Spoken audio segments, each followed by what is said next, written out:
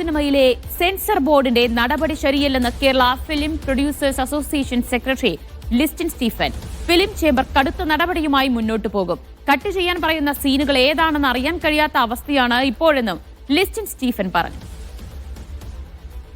നമുക്ക് കേട്ടാൽ അയ്യോ ഇതൊക്കെ എന്താ ഇങ്ങനെ എന്ന് തോന്നുന്ന രീതിയിലുള്ള പ്രശ്നങ്ങളാണ് ഇപ്പോൾ സെൻസർ ബോർഡിൽ നടന്നുകൊണ്ടിരിക്കുന്നത്. അപ്പോൾ അതിൻ്റെ വേണ്ട രീതിയിലുള്ള സ്റ്റെപ്പുകൾ ഞങ്ങൾ സ്വീകരിക്കും. അതുമായിട്ടുള്ള മുന്നോട്ട് ഇപ്പോൾ ചേംബർ ആണെങ്കിൽ അതിന് മുൻകൈ എടുത്തിട്ടുണ്ട്.